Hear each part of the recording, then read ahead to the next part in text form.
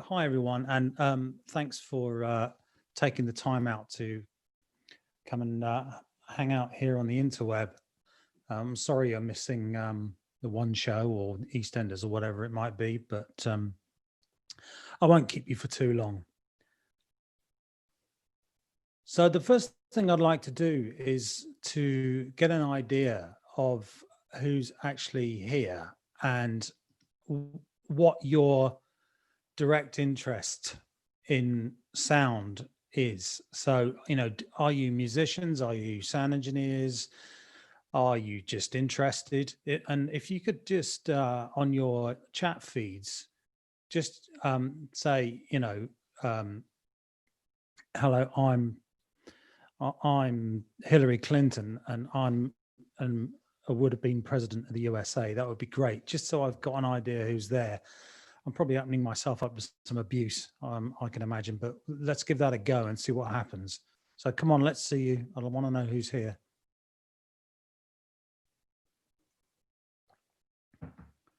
Just curious, Leanne.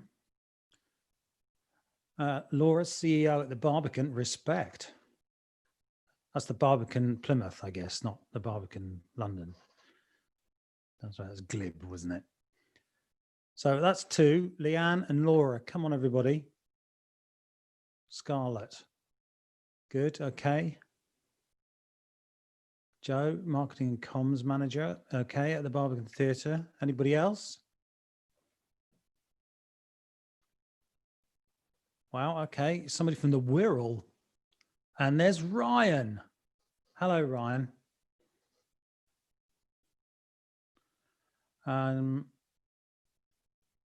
Okay, Bethany Lowe. That's an interesting one. Bethany's a musician who's interested in interpreting what she's hearing in terms of balance and placement in space. Well, I'm not sure you're going to learn that this evening, but I think that you will find this interesting, hopefully. And there's Thea from the live events course. Hello, Thea. Okay, well, there's a little broad range of people there. So I'd like to crack on, and I'm going to share my my screen now, and you should see my my home screen. Obviously, there's a few of you with theatre there. Theatre is something that I've had a deal of experience in, but not you know, it's not been a massive part of my life, and not for some time in you know, theatre production in itself. But what I would like to talk about this evening is the concept of really, is it sound or is it noise?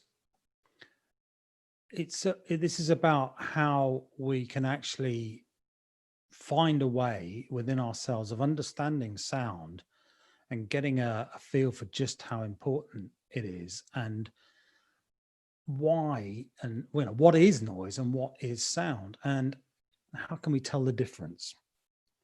We're going to discuss that. We're going to discuss why it matters and why we should care, because if you ask me, there's an awful lot of people who don't seem to care, and what we can do about it to an extent, you know, within our own kind of our own areas of involvement. What can we do to make things sound better? How can we make the world a better sounding place? It's this to me has been a crusade for years, and it's one of the reasons why I've got involved in teaching, because basically I want to brainwash people into making the world sound better. So let's have a look at really the difference between sound and noise, because it's quite an interesting thing. Sound itself is many things. Obviously, it's really complicated. It's air that's being excited by vibration. It's not necessarily air. It could be anything, water, metal.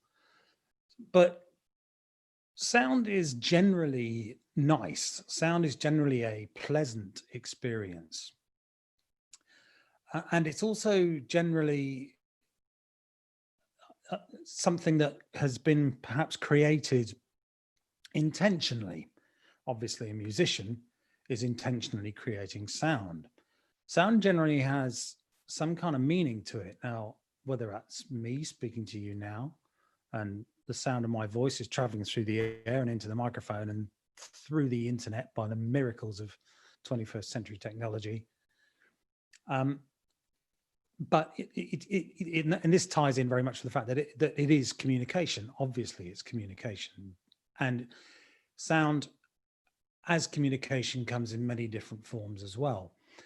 And the other element to it is that sound tends to have what I would call a temporal quality. There tends to be an element of time involved in what we hear that may be it may be repeating rhythms. It may be the way that we speak. A lot of people kind of speak in quite in very distinctive ways, and that can have a kind of almost a rhythmic quality to it. And obviously, sound itself as a wave in the air has a temporal quality. A certain frequency will take a different amount of time for one cycle of one frequency. It will take a different amount of time for that to pass from one point to another on the wave than another. So low frequencies are much longer, therefore they take longer. So there are these kind of these factors that surround sound and what it really is. Noise, on the other hand, I think isn't very nice. When somebody talks about noise, they're talking about something that they're not enjoying, you know, whatever it might be. And it tends to be something that's made by somebody else. You know, if you are the person who is using a chainsaw at 3 o'clock in the morning, you know, you're doing that. It's intentional. What you're doing is actually the sound of you using a chainsaw. To everybody else, you're making a noise, and that noise is essentially meaningless. It doesn't, you know, noise, if you like, is not trying to tell us anything. It tends to be random and annoying. Now, random is again debatable, but when you look at something like the noise from the noise disturbance from a wind turbine, then that isn't random, and that is that, you know, that's something we're going to look at as well, is the fact that where a sound is, where a noise is, tends to help define whether or not it's sound or noise. And yeah, noise, generally people will say, oh, that's a really annoying noise you're making.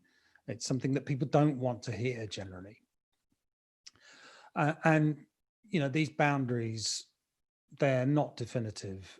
You know, these are not rules by any stretch. Don't for one moment think that. This is just a kind of a framework that we can create to have this kind of discussion about what is sound and what is noise. Because there's no doubt about it that as people who work in sound, the word noise is something that we encounter in many different forms. Noise can be interference, whether it's acoustic interference or electronic interference. Noise can be a problem with somebody else making a noise somewhere else that's disturbing you. It could be all kinds of things. And I would also argue that a badly operated and a badly tuned sound system is just noise. A bit more of that later. But we also have to think about music here. And music obviously plays a huge part in a lot of what I would imagine all of you do. You know, the students among you, I would imagine you're probably studying music, except for Ryan, who's just an audio geek. Sorry, Ryan. You're studying audio engineering because you love music. That's certainly kind of a big factor in a lot of the people that I've encountered, both in my work as a sound engineer and as an educator. Music is behind it all, and it must be said, and I hold my hand up here, that a lot of good sound engineers are also musicians, some better than others, that has to be said too. But if we have sound, what makes it music? And I'm kind of interested to know. I'm going to play you two pieces of music now. And then I'm going to come back to the Zoom screen, and I'd like you to just say in the chat, music or noise. So here we go. Hang on a sec.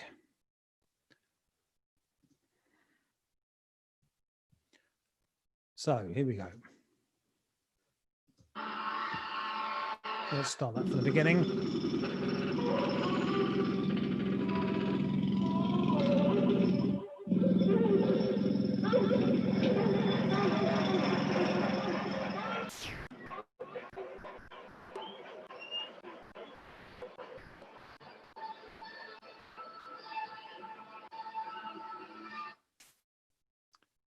And here's another one.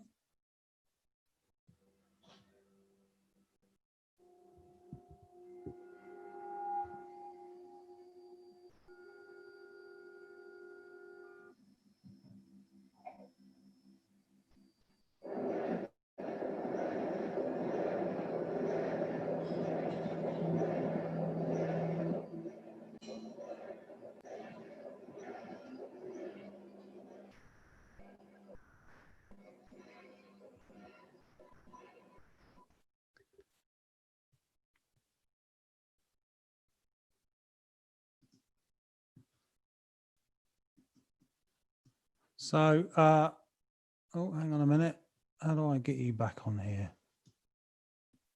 I need to stop sharing my screen, don't I?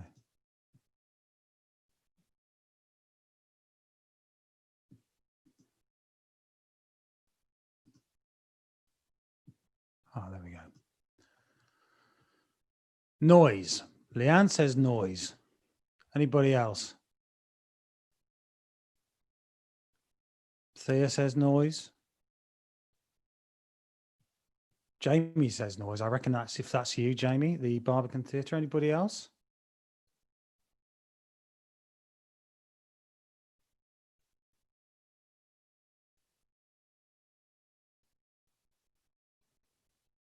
It's subjective, isn't it? Well, of course it is. And that's my point. So what we were listening to was some original Kraut rock. There are two very well-known German Kraut rock bands. The first one was a band called Neu, who are sort of founders of a lot of ambient rhythmic music, but we're also into the whole thing about making noise. And it was so the first one, Dan Taylor says the first one was music and the second one was noise. See, I would have almost said it was the other way around. So it's highly subjective. The second thing we heard was a band called Faust, who were renowned for being really experimental and using things like cement mixers on stage during their shows, which was all highly entertaining. I saw them once at the Royal Festival Hall with a cement mixer, which was running in that particular track all the way through. Before you get worried, I don't listen to this stuff all the time, just occasionally, but it's kind of interesting just to know and understand what people think and feel. And because of course it is massively subjective and context is everything.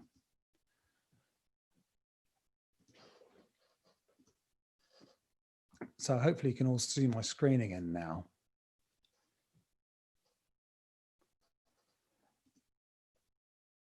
It can be said, based on a lot of what you were saying, that one person's sound is another person's noise. And a quote after somebody called Mary Douglas, noise, who would say that it was dirt, she would say that dirt is matter out of place. Well, you know, that you can deduce then that noise is sound out of place. And I think these are interesting. These are interesting because they actually kind of do, I suppose, sum up those contextual thoughts, those contextual approaches to actually whether or not, you know, it is sound or noise. And but let's face it, why does this matter? I think that as people who work with sound, as sound engineers or musicians, that, you know, as purveyors of all things noisy, we have to take the responsibility for ensuring that we deliver a great experience. You know, even if you're Faust performing on stage, you want to make sure that the noise of that cement mixer is part of a great experience. And at the same time, we have to ensure that our actions, however, have a minimal effect on those who perhaps are not involved. How many times have you sat in View Cinema and you can hear the movie next door going on? It's really distracting. And what I'm going to talk about now is a case study that I was involved in for years, where the argument about whether it was sound or noise was absolutely central to everything that was going on. So this picture here is Kenwood Concert Bowl on Hampstead Heath in North London. And I cut my teeth really on, I've had a huge amount of experience working with classical music, and I kind of learned to mix with classical music, for which I'm very grateful. But Kenwood, in the early 80s, I got involved in shows there, and there would be 10 shows throughout every weekend for 10 weeks throughout the summer, and they'd be classical concerts. And some of them would be really well attended and others not so, but they were always classical. And I don't care what anybody says, with an orchestra playing outside, you do have to use a PA system. There's an awful lot of arguments to be had there, but we're not going to go into that. But as time went by into the 90s, and this was kind of when I first started, this was the birth of that whole kind of outdoor picnic concert thing that became a very popular way to spend your Saturday evenings with a bottle of Prosecco in a park in the rain, listening to the 1812 Overture. But the kind of novelty wore off a bit, and the people promoting these concerts had to look at making them more commercial, and, you know, getting people's bums on seats or on the wet grass if, you know, they weren't prepared to pay the price for a deck chair. And so they started to book more commercial artists, and over time, it started off with kind of traditional jazz acts, but over time, it became more and more commercial. And I you know, as my experience developed, and I would spend weekends at this place trying to make it sound amazing, the problems that we had with the noise pollution, if you like, or sound escaping from the concert site to nearby houses, became worse and worse. Now, if I just show you this map, this is Kenwood House on Hampstead Heath. This is a big old, beautiful house. It's English heritage with big sweeping lawns. That is actually not the concert site. It looks like it might be, but it's not. that shot you've just seen, that one there, is actually here. That's the lake that's in front of the stage. And this area would fit about 10,000 people in it. So the sound system was firing in this direction. But we started to get some really serious problems with neighbours, these people living in here, which is some of the most expensive properties in that part of London, complaining about the noise. And we ended up with a situation where I, as the person who was responsible for the sound systems, was asked to go to a license hearing at Camden Magistrates Court for English Heritage to get the license to put these concerts on. And these people, this was after quite a few years of the scale of the shows going up and the material becoming more and more commercial. But these people were really angry, and they saw me as being solely responsible for the whole, for ruining their lives. But it turned out, and this is what they actually said at the time, was, oh, we don't mind when it's Beethoven. And you think, well, come on, that's not on. So if it's Boy's Own, it's a problem, or, whoever it might be. Boy's Own's a problem, Beethoven's okay. So that whole that whole argument about what is sound and what is noise is it's impossible to solve. But as people who are delivering audio and trying to deliver a great experience for an audience, then it's something you have to be able to have an understanding of the tools that you're using and the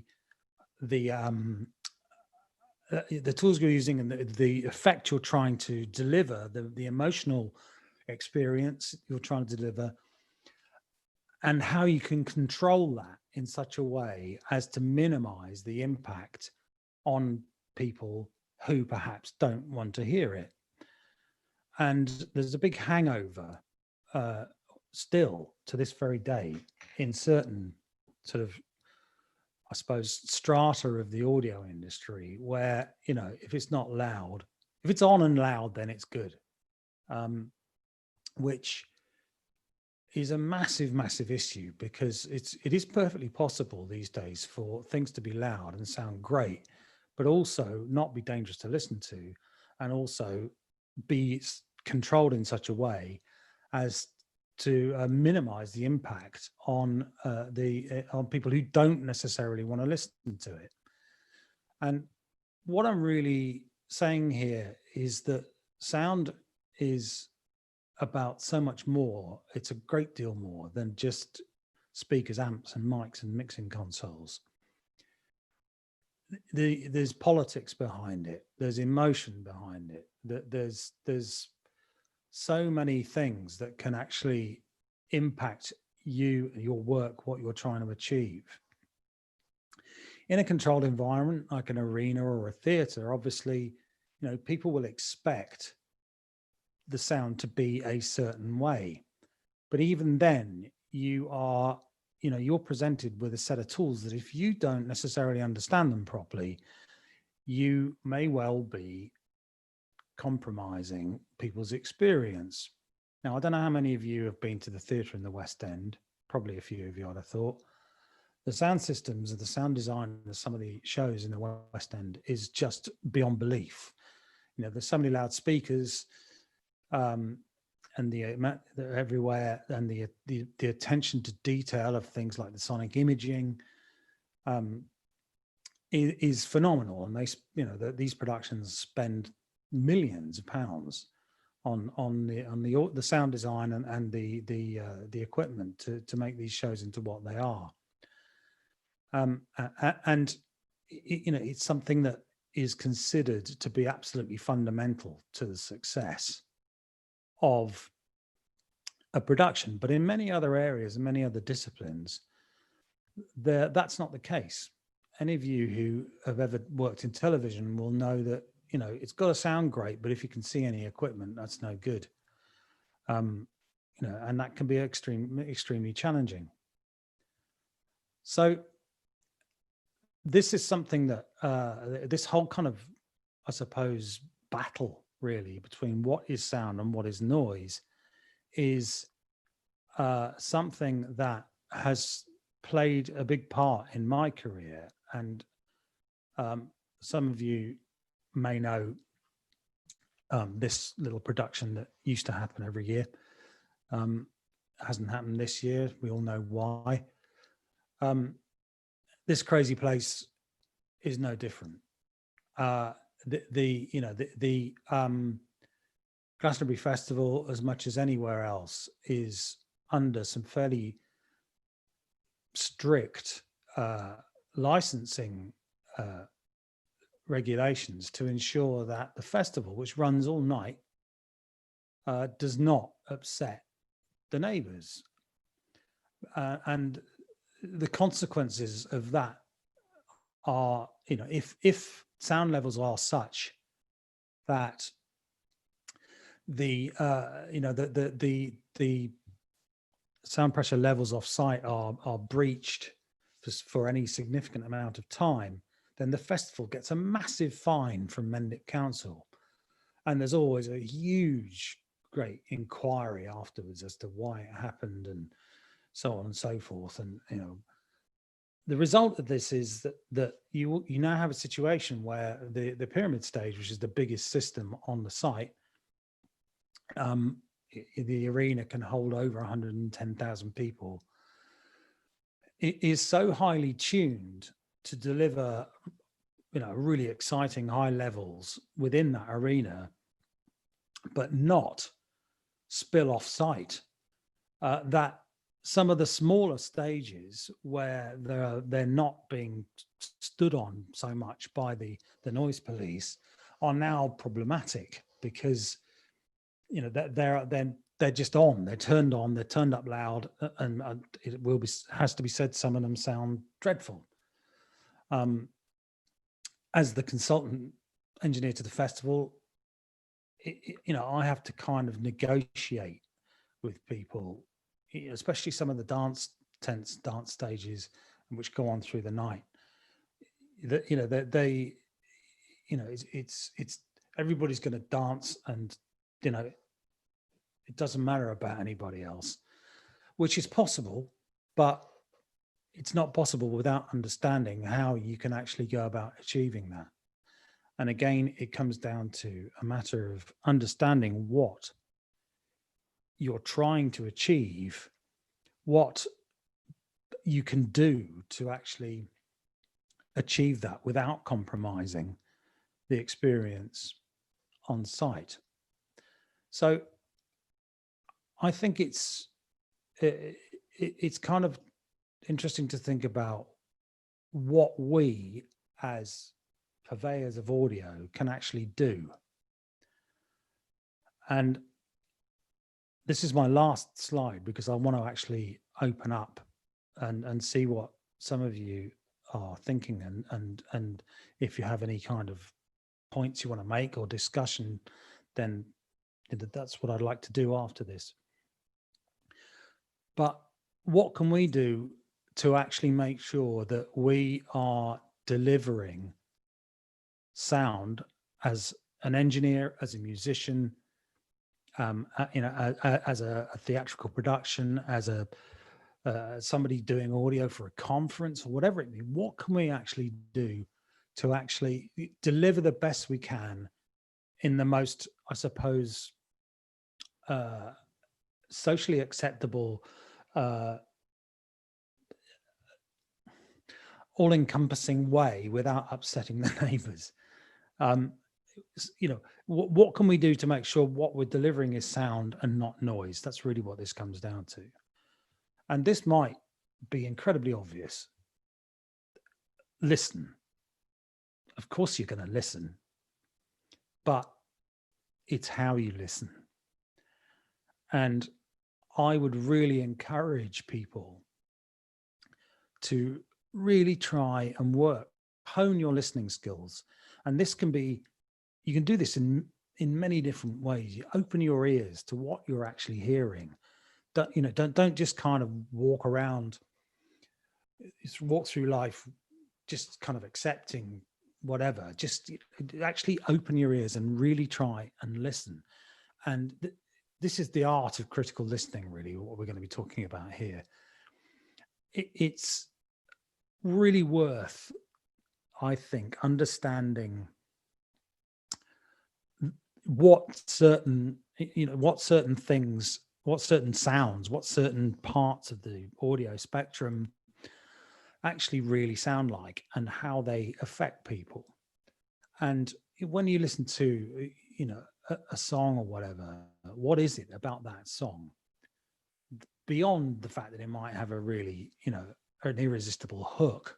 What is it about that song? Is it just that hook, or is there a whole load more going on? Get yourself in a kind of zone where you are really absorbing it.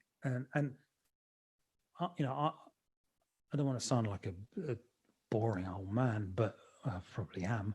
But I grew up in my teenage years were in the 1970s, and the whole kind of hi-fi thing exploded, and people took it very seriously. I'm not saying they don't anymore, but there's a huge generation gap these days between people who do take sound very seriously in their own homes, and people who actually just really take music for granted.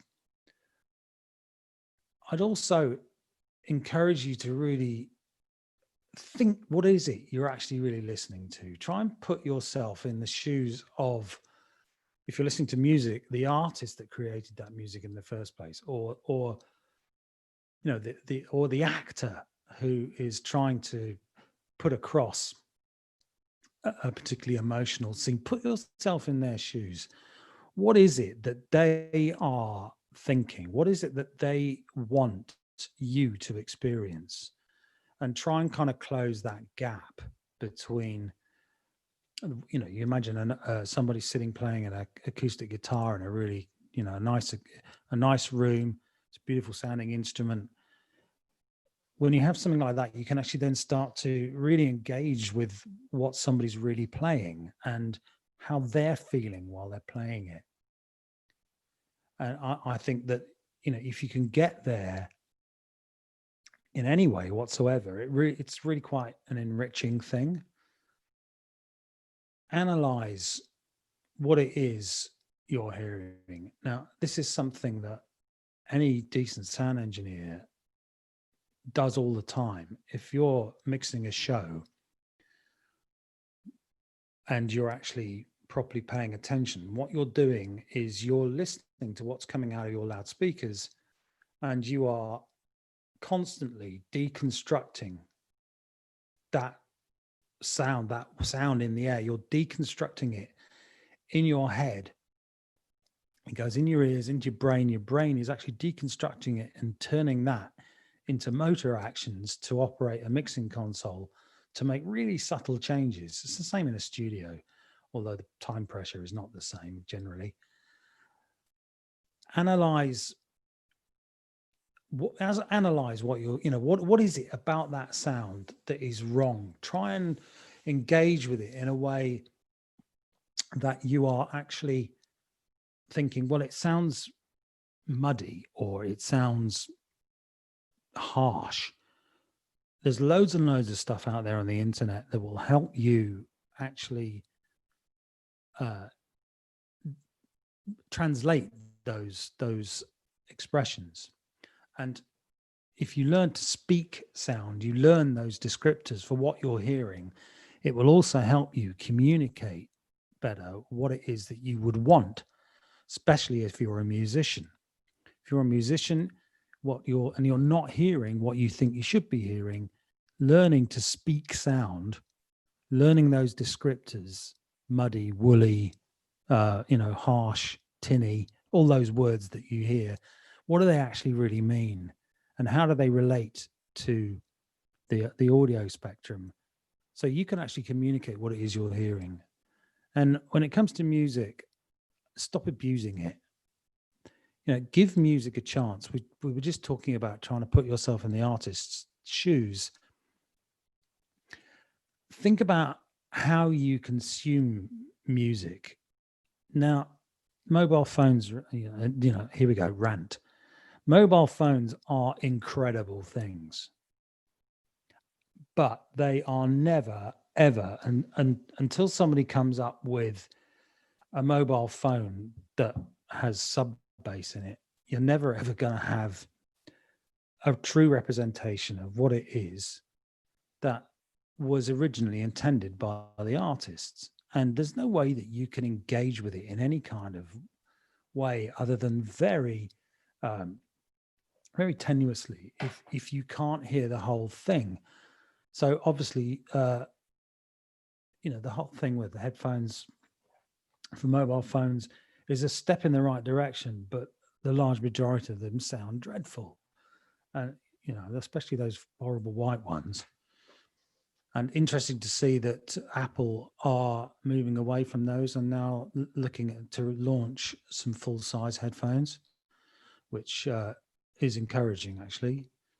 And the other thing is that music is made, a lot of music is made these days with,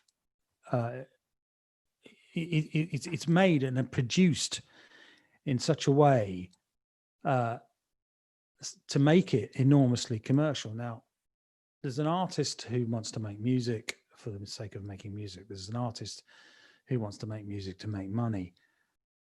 A lot of these people will produce their music in such a way that it is essentially designed to be consumed in ways that are convenient. Music has become a convenience.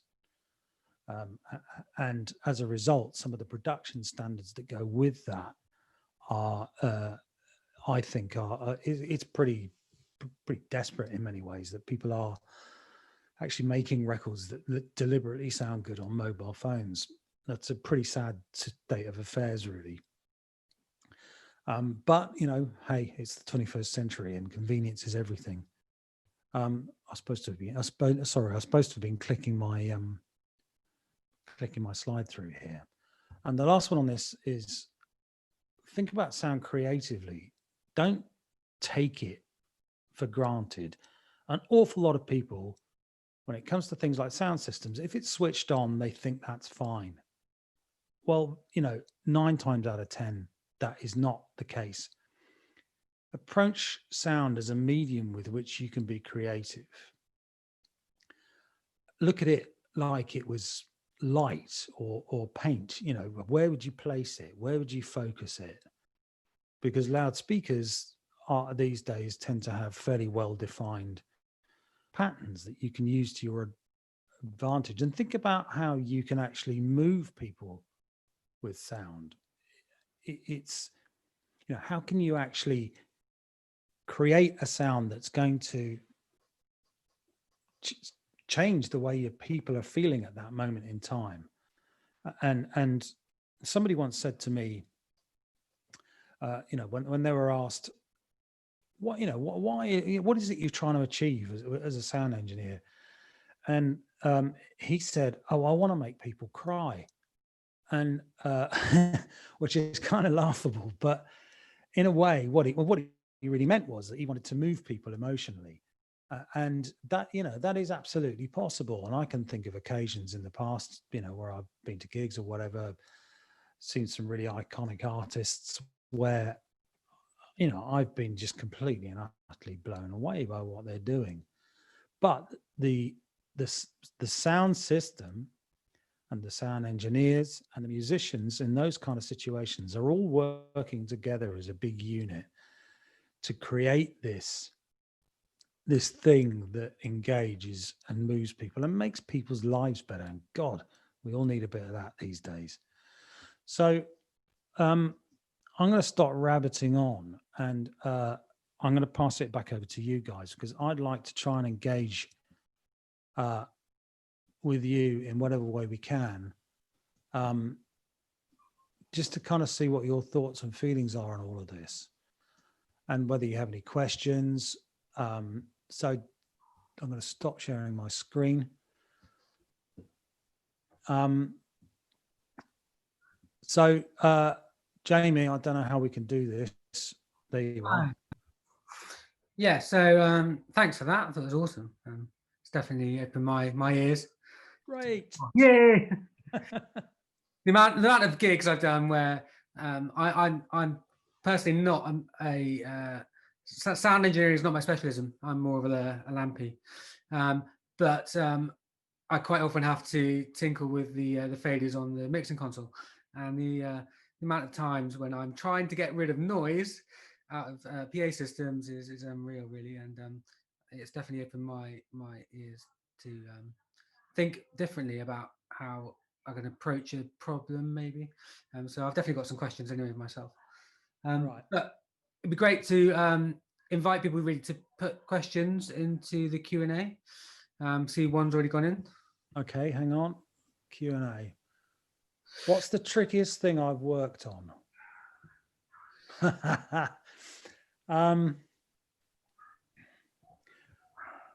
Well, so I'm going to answer that live. Does that? Oh, I don't know what that's done. Anyway, the trickiest thing I've done, that's a really difficult question. It's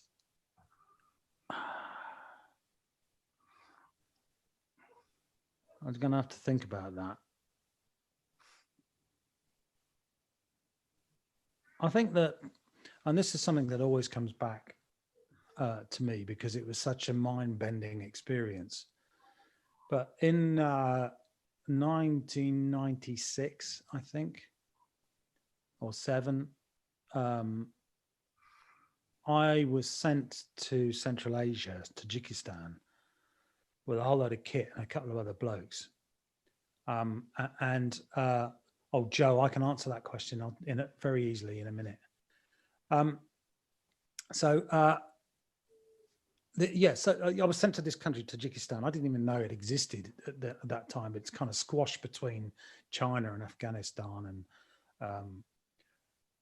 I think it's Kazakhstan and whatever, but it's a stan, so you can imagine where it is. This was a job which was there's a branch of Islam called Ismaili, and the Ismaili people, they're like the Sunnis or the Shiites or whatever, and they are as a kind of a religious group. They're focused around that area, around the Pamir Mountains, which, as you go further east, turn into the Himalayas, and their religious leader is a chap called the Aga Khan, who he's actually a European, but the long and the short of it was that we were sent to the mountains of Tajikistan with a load of really inappropriate sound equipment to make sure that the Aga Khan could be heard by these people who traveled for weeks in many cases to get to him. And everywhere we went, we had to use helicopters to move the gear around. And it was unbelievably hard work because every single time a helicopter arrived, we never knew if it was actually going to be able to carry the weight, because they were all different, because all the pieces were scrounged from various other bits of helicopter that have been lying around. And it was the most incredible but incredibly hard work. And there's been lots of things that have been really hard work, but that was one that will always stick in my mind. Joe Can says, what's the favorite gig I've worked on? Well, that's an easy one in recent times.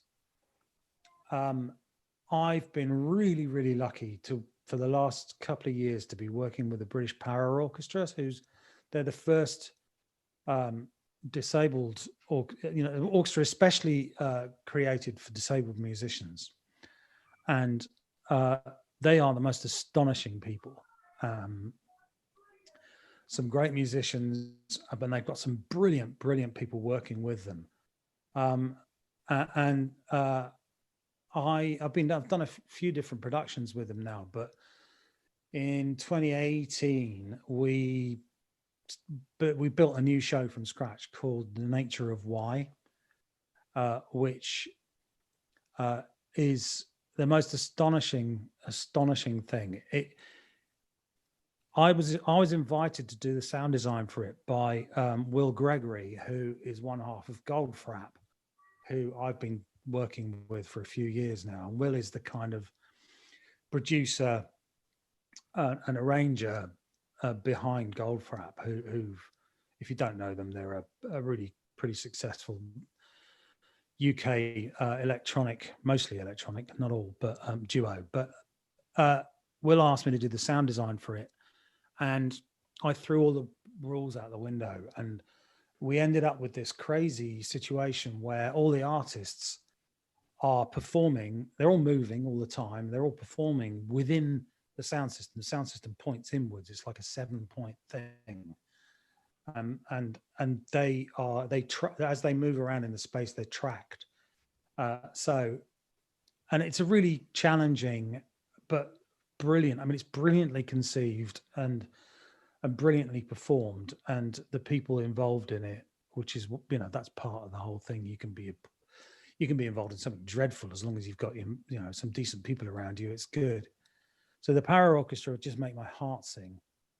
And what gig have I been to, which I thought the sound was particularly appalling? Where do I start?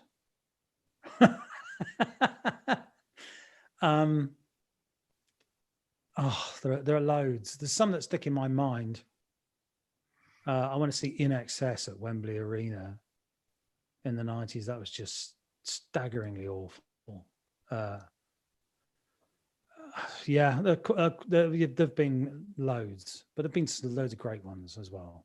Dan Taylor, in terms of sound checks, do I have a preferred order? Oh, Dan, that's a really dull question.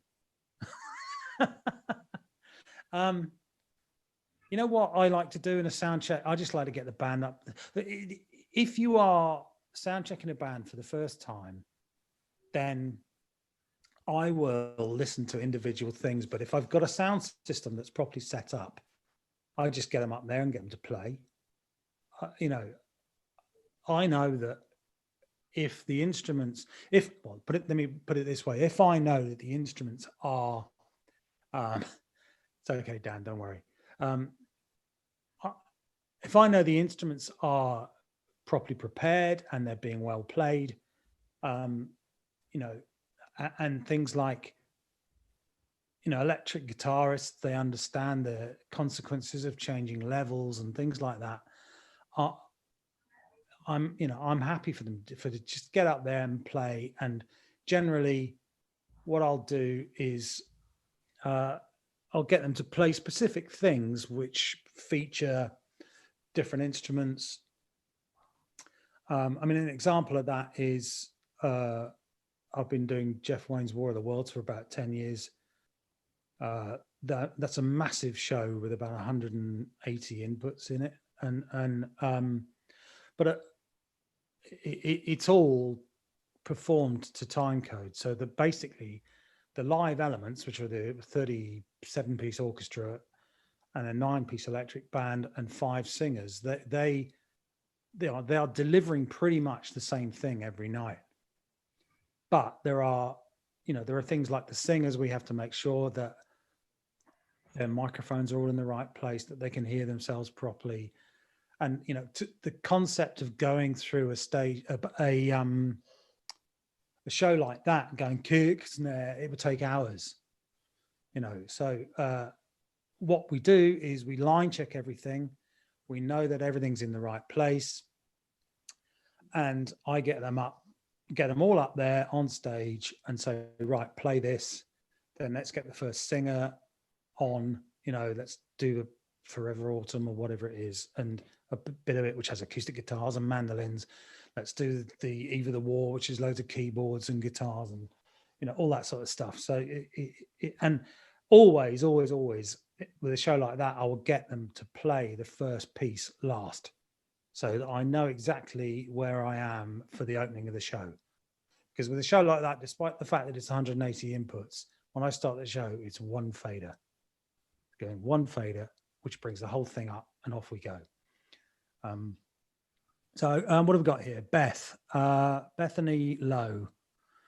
What do I do to minimize sound disruption to others? Ooh, it's a big response. That's a good question. Okay, how long have you got?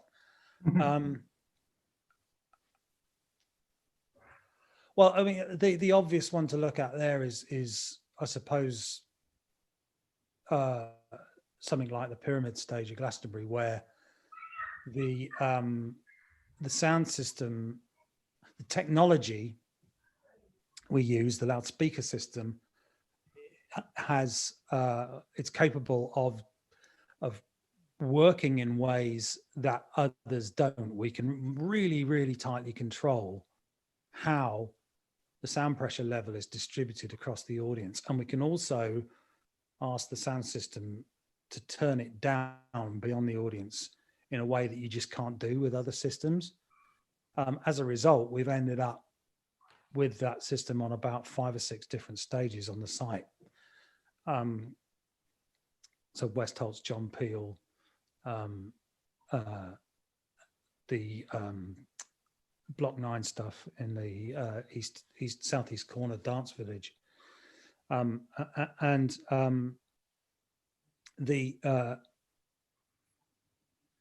it's all about loudspeaker positions. It's all about understanding how arrays work. It's all about understanding the technology and using that technology creatively. So this is, being creative about how you use the technology.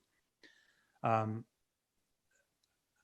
your less bass, not if we can help it, the right amount of bass is what you need to achieve.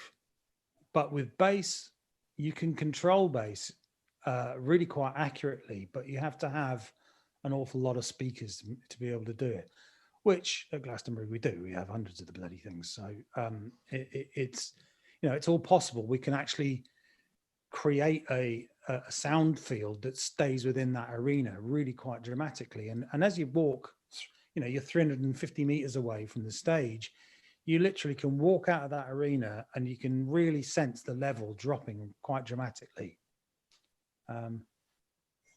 Do I have synesthesia? No, I don't, anonymous attendee.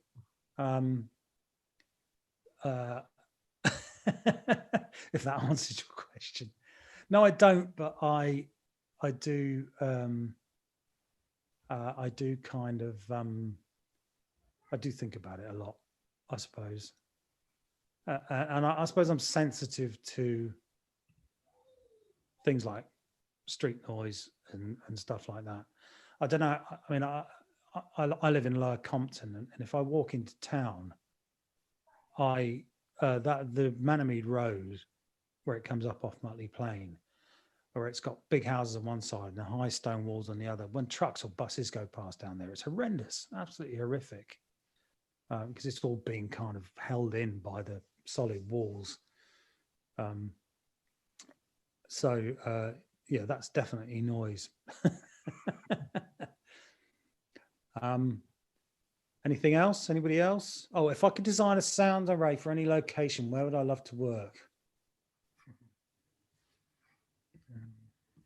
Well, I've done some pretty good ones. I mean, the mountains of Tajikistan was one. Amphitheatres in Greece. Where would it be? I'd love to do Red Rocks Auditorium in, I think it's in Utah somewhere. I'd love to do that. It's an extraordinary place, hewn out of, hewn out of the sandstone. It's just incredible. And there are some amphitheatres that I would love to do as well, which I haven't. But yeah, I've done some pretty amazing places. And do I have a favourite? I'm not sure. At the time, they're all just gigs. You have to kind of pinch yourself sometimes that you're in somewhere really, really kind of revered, or it's really important to people. I mean, I've done work in mosques and things like that, and you have to behave in certain ways. You have to honor and understand people's, why those buildings are there and why people want a sound system.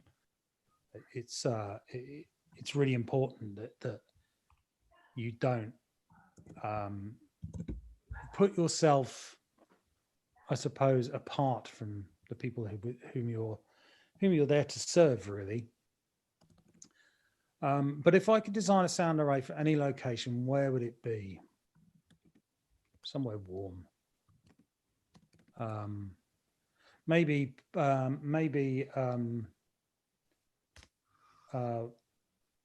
oh God, what's it called? Where the Aztec temples are, somewhere like that. Or Angkor Wat in Cambodia. I know a few of my friends have done shows there. I'm very jealous. Okay, so does mic placement have a greater effect for noise reduction? Well, what it does is the right mic placement allows you to get, a better source, which means that you're not amplifying stuff around it. So it's important. When you say noise reduction, I would say that it's all about focusing what it is you want to actually pick up. And that applies in any situation. It applies to me talking to you. I've got a Ponzi microphone here that, I was reasonably close to my mouth, and it's important that it's in the right place, because if I was over here like this and the mic was like that, then it would sound rubbish. EQ, no, not really. It's all about getting the microphone in the right place on a good sounding instrument. Do I have a favorite genre to mix? From Dan Taylor. I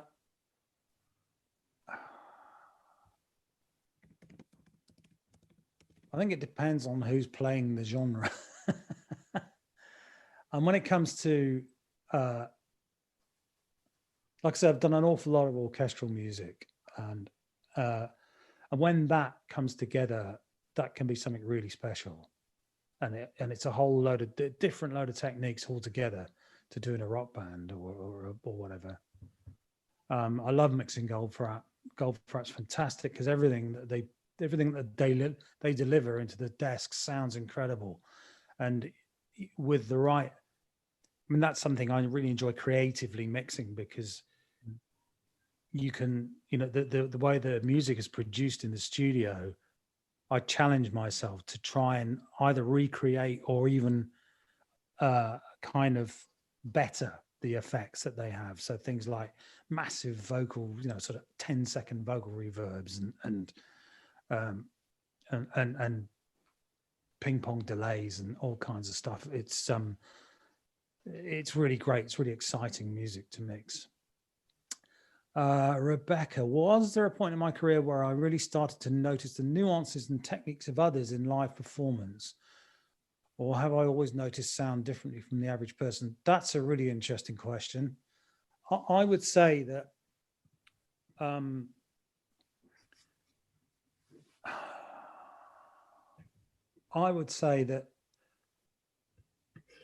I didn't realize that I was really lucky in that I had two really great mentors, and that Kenwood concert bowl that I was showing you there, there was a guy that used to program all of the concerts there. He's long dead now, but he would, we'd show up with some fairly limited equipment and try and fill a park with 6,000 people in it with some, you'd be amazed at what we tried to do. But once we'd actually kind of established a level of technology that was required to deliver these concerts, he really helped me to understand how the music was actually put together. And I was talking about this only yesterday. I'd find myself very often on stage during an orchestral rehearsal, and it could be some legendary conductor up there with whatever orchestra, and a really top orchestra, and I'd be standing right in the middle of it whilst they were rehearsing. And I remember at school music lessons consisted of, we learned about the different families of the orchestral instruments, so the strings and the horns and the woodwind and stuff. And it all started to kind of make sense. And everything has its kind of sonic window. So, in a string section, a cello is equivalent to a French horn or a bassoon in the woodwinds, and they very often play the same parts. But what it makes an orchestra sound like an orchestra is not just the fact that they're playing this music together and there's loads of them. It's the spatial element of it. And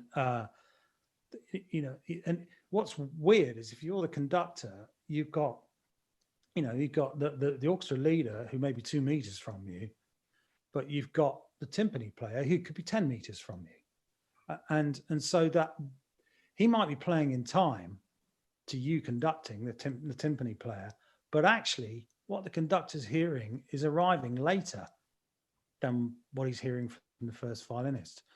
And I like to try and recreate that when I do orchestras. So that whole kind of question of, I started to notice the nuances, techniques. I mean, I'd often listen to other people's gigs and copy some of the things they might do. But that whole thing with the orchestras, that guy, Michael Webber, taught me about how that music went together. And there was another guy called Eric Presley, he was the head of sound at the Royal Opera House. And the Royal Opera would, for the first time ever, came out and performed outside the Opera House at Kenwood, and I mixed it. When Eric would stand next to me with the libretto and the score and say, right, there's a contrabassoon coming up here, and it's really great if we can hear that. And he also taught me about things that I thought were, you think of violins, you think of high frequencies. It's not the case. So in answer really to your question, Rebecca, it was about it was a cumulative process, and being a kind of a bit of a musician. Well, Bethany says the timpanists you have to play early. Yeah, but that doesn't. Yes, you do, but doesn't still take away from the fact that the sound still has to. Even if you're in the audience, it's a relative thing because your positions are all different all the time, and you're always going to be further away from the timpani player. But that's a very good point. So what's the strangest thing, or what have I been up to in lockdown? Not sound engineering. Well, that's not true, strictly. What I've been doing is I've been actually, for the first time ever in my life, writing music.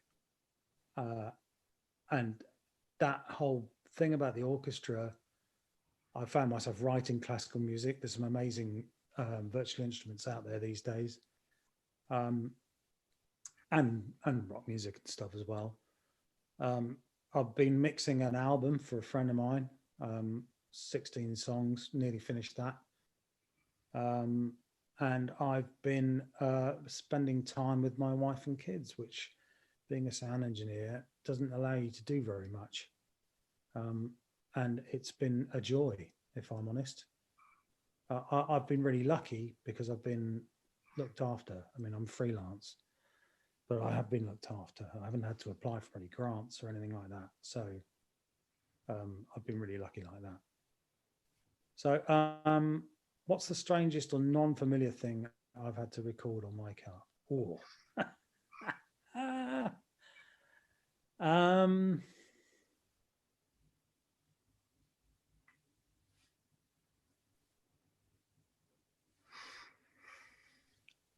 How about a glass harmonica? You know what a glass harmonica? We all know what a glass harmonica is. Amazing thing. It's like about the size of I suppose looks like I suppose the size of a keyboard, like, you know, but or Celeste or something like that. And it's got a tray in it, which has water in it, and there are two spindles, and a motor on each spindle, and these beautiful glass bowls, and they're kind of they're aligned a bit like the notes on a keyboard, but the different size bowls have different tones, and the player, you know, it's the old wine glass trick, but it's actually a proper instrument. The player dips their fingers in the water and just touches these glass bowls to play the tune, and you can play chords, and they're stunning. There's that, and if you want to know what one sounds like, if you listen to Bjork at all, you'll find glass harmonicas in some of her, certainly a sort of mid era. There's a thing called I'll tell you what, not that long ago, there's a legendary English folk artist called Shirley Collins, and she I did some shows with her in 2017, and she had hurdy-gurdies in the band, and hurdy-gurdies are notoriously difficult to mic up, but nailed that very successfully. I can't tell you how, because I'd have to kill you, because of course we're all miking up hurdy-gurdies all the time. But no, I mean, that was a difficult one, because it's such a dramatic sounding instrument that you kind of think, oh, I really want to make this work. I really want to get this up there and happening. And it's all about mics and in the right place. And, you know, you've got to go for it sometimes, and you've got to fix a mic to the instrument in some way. You've got to fix the mic to the instrument in some way to get that kind of, you know, that amount of initial audio into the system. You know, that proximity of a microphone to an instrument means you're in with a really fighting chance, but it's got to be in the right place, because a hurdy-gurdy is quite big, and you've got to find the right place for that microphone, so that you're not just picking up one bit of the instrument. So that's kind of hurdy-gurdy, glass harmonica. There's a thing that was designed by Giuseppe Verdi, which is like a trombone that sticks up in the air. I can't remember what it's called. Chimbassa. That was pretty weird. We called it the Verdi Looney. So yeah, lots of weird and wonderful things. Anything else?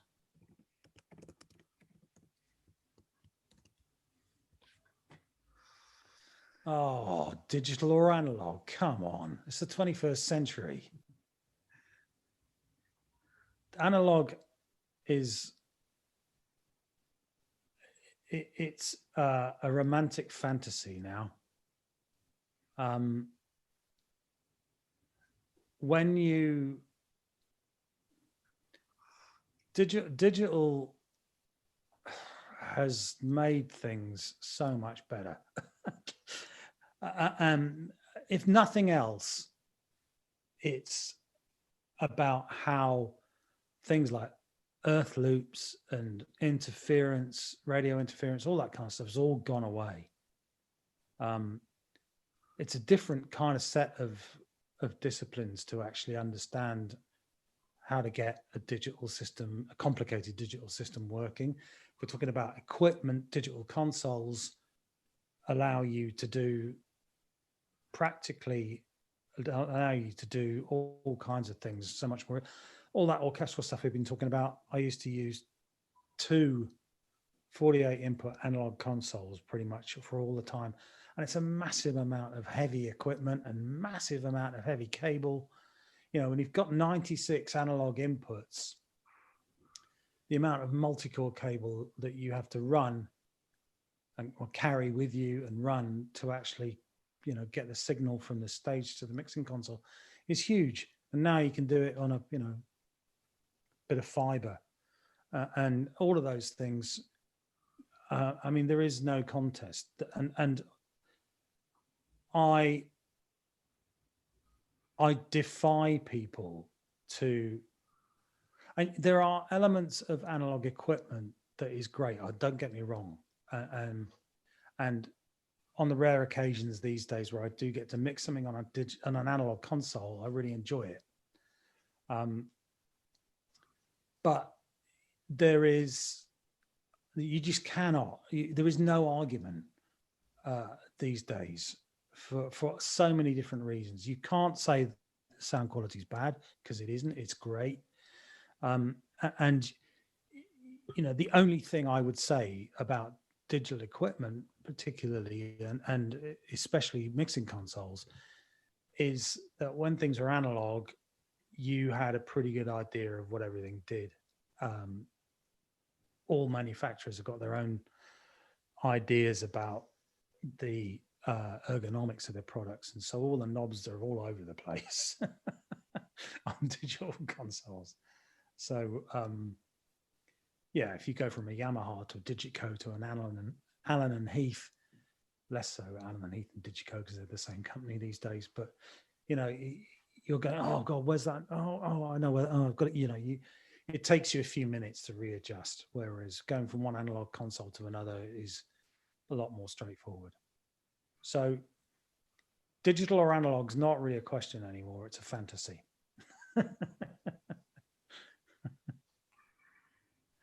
Fantastic. Well, thank you very much. Thanks a lot. It's been great. I really enjoyed it, actually. Thank Thanks for all you, your great everyone. questions. Have a good evening, everyone. See ya.